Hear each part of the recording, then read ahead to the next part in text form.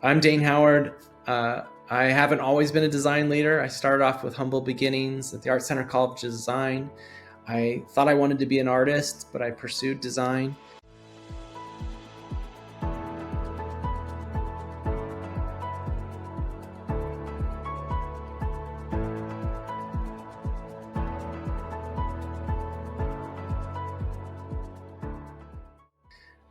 I walked into my department chair's office one day and said, I think the greatest design project is me, and I'd like to design me. I can't believe I had the audacity to say that, but they listened and they let me take several different kinds of classes that allow me to put an emphasis on sequential design. And I was so grateful. And that's really evolved into a lot of time training that I've pursued, and it's given back into becoming a better storyteller. I left design school to start my first company, and I was a designer founder. I learned so much about what I was good at, but also what I wasn't good at, and realized how important it is to find another co-founder or a collaborator that has skills that are not your own. And that was so valuable. And as I've taken that forward, got a chance for work for big companies and small companies. I ended up starting 2 businesses with 2 successful outcomes. And eventually you go from IC designer to design manager, ultimately leader. But I think along the way, that whole journey has been a remarkable story in empathy and humility, and realizing that design can be a great red thread for a next generation of a career for me.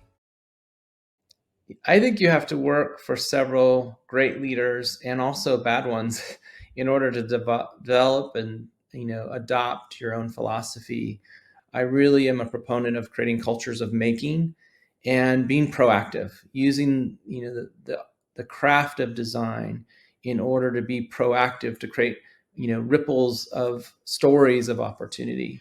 And design thinking fundamentally is problem solving. So it's problem finding and problem solving.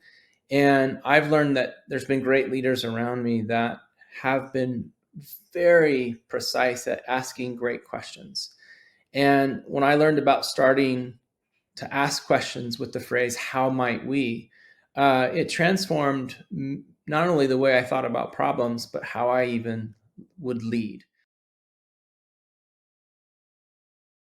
I find that I jump between industries and categories mainly because I love engaging in like new and fresh categories. And I love being the constant learner. But it's also the closest mindset to being a customer because you don't yet have that expert or expertise bias yet. And so I learn a lot just by asking simple questions. But I've learned to adapt my leadership and kind of cadence to the style of the team. And so I realized that focusing on collaboration is key, but also allowing the designers to lean into their craft. And the craft of design is somewhat unique than some of the other collaborators. And they can create stories of opportunity. And these stories, when pointed inside the organization, can sometimes be ambitious, and sometimes they can be more incremental. But if you use design as a proactive instrument of change, you can allow people to fall in love with those stories of opportunity. So I think I've been real fortunate to spend several years working in person. And when you pull people together to collaborate, you realize how powerful it can be to have people aligned around solving the right problem and solving a problem together. They may not know the answer and they may not have all the data, but they're aligned.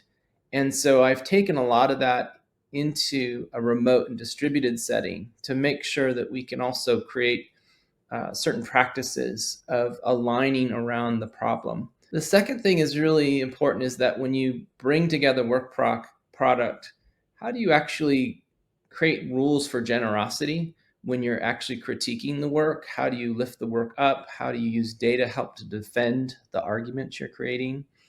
And I love it when I can actually shorten the distance between insights and action inside an organization.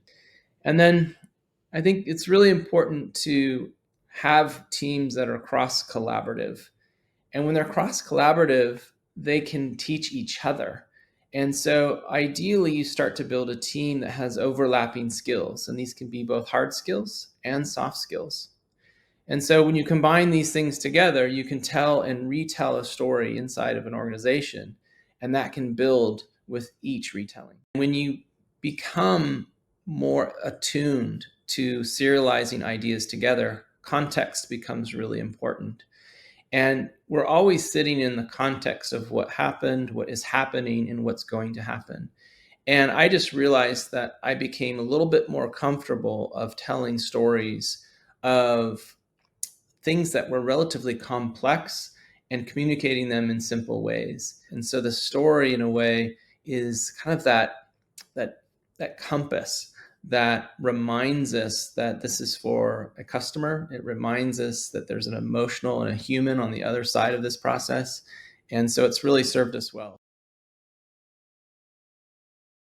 So I really work with those uh, inside of really any organization that are looking for transitions, small or large, that help them realize their potential, but allow them to see honestly uh, what might be holding them back, but more importantly, how do they get to their best performing selves? So I often encourage the individuals to think about how they can be proactive, independent from what's going on around them, to keep a clear line of sight to the relationship between their work and what work is giving them, but keeping track on some of their opportunities to grow individually. There's a lot of things that can get in the way: ego or fear or imposter syndrome. And there's also the bias of just ourselves, without inviting in other perspectives from others. I try to invite those to see from a new perspective, invite feedback from others, and realize what might be holding them back. How does that maximize their potential in their goal? I'm a big kind of fan of what gratitude does, both mentally as well as setting context for ambition. Uh, a lot of our ambition can create anxieties and can actually push us in really remarkable ways. But when you set the stage with gratitude, it allows you to, there's always going to be something to be thankful for, and it helps temper some of the anxieties that are set around our ambitions, regardless of what we're accomplishing. You get to imagine a future time and headline, and you can actually put yourself into this future narrative and then try it on. And if you think about what it feels like to imagine that particular future, you can start to look at the things that you like about it, things that you maybe don't like about it that you might want to change. And then once you get it to a great place, I've also seen the opportunity to build the defensibility of it, or adding some FAQs to it. And so it helps align kind of what we think we want versus trying to imagine ourselves in that story and then working backwards. When you find yourself creating and making art, it creates a nice contrast between what has been a pursuit of technology and a pursuit of a career in design. And technology is always changing. I always feel like I'm chasing its tail. And when I do art, I crash against mediums that are fixed, and like oil painting and acrylic painting and printmaking and drawing. And when I have a chance to collide against a fixed medium, I realize the importance of just how a creative soul can bend around a fixed medium, but it also expands your mind. And I think there's something really important physiologically that happens in the brain when you create. And so I use art as a way to keep my mind sharp and to help bridge ideas and to think about how my art can make me a better collaborator or creator, and come up with things that are almost unexpected but also valuable. So it's like exercising your mind, but you get so much more out of it. I know that when I do have a chance to sell art, the story that is attached to it in many respects is even more valuable than the art itself. And you see a tremendous amount of transfer of pride when you tell a new owner of that art about the origin story of that artist. And it's amazing thing to be able to pass that story of that new owner of that piece, and that transcends. And so whether you like the art or not, can be trivial, but the pride of ownership in how someone comes to own a piece is they might be just as much as in love with that time of history or what inspired the art, and they just feel lucky to acquire that piece. I was thinking a lot about how I might use AI, and I came up with a perspective of playing within fiction as a really fun sandbox for AI. And so I decided to unapologetically use the tools at my disposal. And so I've created a curation of different animals that have never existed. And these animals are portraits, as if I was the photographer of these portraits of animals, and I give them an origin story, I give them a trade or vocation, and I basically imagine these implausible creatures that are uh, experts in their field. They might have a cause, they live somewhere, they might be giving back to society. I just love the kind of ridiculous question of inviting a possible future for people to imagine. And it may seem implausible, but what can they teach us? And that's the part that I really love about the series. And I think it says a lot to the act of creating. So, any of the creators out there that have an idea, the idea of pursuing it and exploring it, that's the wonderful thing about art, is it kind of can speak to people on levels that they're not seeing in their everyday lives.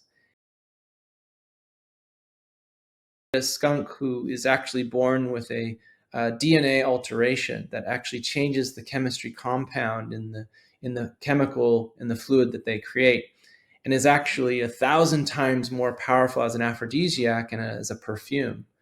So what if you had a skunk that was could only travel by night because they secretly have a consulting with some of the top perfumeries in the world, and so they have their own security detail, and their own liquid that they produce and he produces is like more valuable per ounce than any known substance. And so I just thought, oh, there could be a fantastical story about a skunk that actually has a completely different life and a secret life of consulting on the high-end perfumeries. And so I just and then how does he give back to the world based on the gift that he's been given? And so it's a remarkable kind of example of how we take something that is what we think and we flip it on its head and we create this fantastical story behind it. But Implausible Creatures is filled with some of those wonderful surprises. So if I think about collaborations and teams that are able to commit to software or ideas or products, or as an artist to be able to work, I think about the iterations that are needed in order to experiment more before you commit. And I just think that's going to be a profound opportunity as we think about design, to say, let's think about a world where the creative confidence and the confidence that we have in the solution is much stronger when we commit. And so by the time that product or art launches, it is the best it can be within the time frame that's given. Going back to time training, I think it's not taught in schools, and it is such a valuable uh, skill to be able to serialize ideas together and to constantly provide context. And you'll find that I think doing your own editing of videos or working on in any timeline or serializing your work together makes you kind of force the ability to tell a story. And that's probably one thing I'd probably reiterate to the next generation of designers, is to really focus on your time training. The second is soft skills are so important.